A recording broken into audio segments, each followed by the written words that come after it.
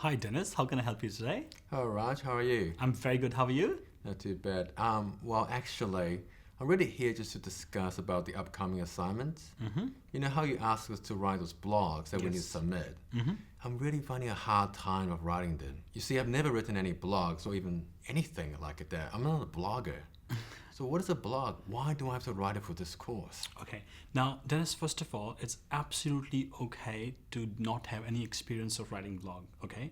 There are many students who don't have an experience, and that's absolutely fine. Okay. So you're not the only one. Thank you. Coming to the second point about why you have to write blogs, because you will be spending a lot many hours at the placement organizations. So these blogs are almost like writing diary.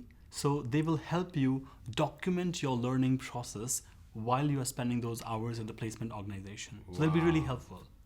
Okay, so it's like documenting what I've done in Sort my of. placement. Yes. Okay, that kind of makes sense. But how do I actually still gonna write it? Okay. Now you have to take care of three very important components, and we came up with an acronym for that, and that's ILR. ILR. What do they stand for? Okay, now I stands for an issue. So you have to first of all start the blog by very briefly describing an issue. Now, often people think that issue is something negative or something terrible. No, it doesn't have to be. Issue is any thought-provoking instance which you have observed. It could be anything which you observed while you are placed in the placement organization, anything which you observed while interacting with your supervisor or working on the project or substantial piece of work. So anything which provoke thoughts is an issue. So you have to very briefly touch upon that in the beginning of the blog. Right, I see. So it's not necessary has to be something that's negative. No. Could be something that I thoroughly enjoyed. So that is issue. What about the next letter? The L letter. Absolutely. What's L? Now, L is stands for learning, and it's one of the most important component of the blog. Right. So once you have very briefly described an issue, you have to immediately link it with learning. So what have you learned from that issue? And you have to document those learnings. Okay, so I firstly started out by describing the issue, what has happened, and then immediately followed by discussing what I've learned from this experience I had. Absolutely. Is that right? Yes, that's correct. Okay, that kind of makes sense. What about the last one? What's the R? Okay. Now, R stands for reflection. Reflection. Absolutely. So once you have very briefly touched upon an issue, you have linked it very well with the learnings, and then you need to reflect on it.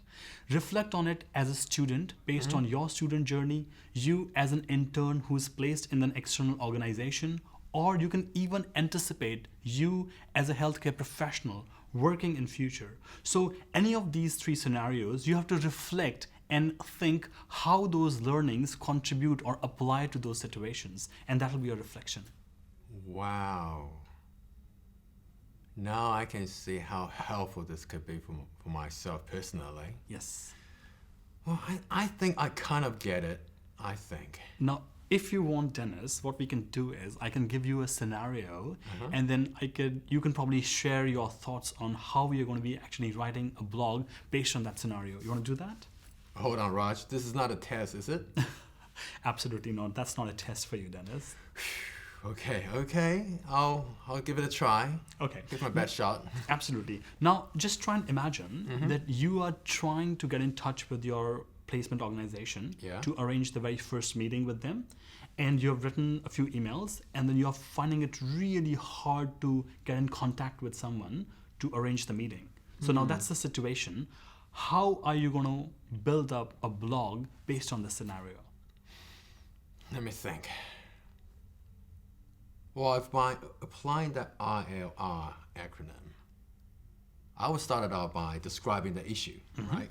I'll start it out by describing how much hard time I had Absolutely. just by trying to contact this person, the supervisors.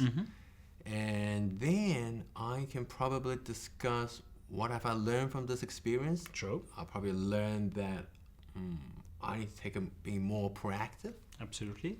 trying all sorts of channels, emails, calling the person up, or even maybe ask you guys to help me to contact that person. Absolutely brilliant idea. And the last one, reflection. Then I probably need to reflect on how this experience could happen in the past. Have I had similar experience in the past, or how this experience could help me to develop professionally in my career? Absolutely. I think you've got it, Dennis. Really? Yes. Cool. Thank you. My pleasure. And also remember one very important thing. If at any time point you are struggling or you're having any issue in terms of understanding these assignments, do not hesitate to get in touch with us. We are always very happy to help you. Okay? Thank you, Raj. You've been so helpful. My pleasure. All the very best, Dennis. Thank you, Raj. Good luck.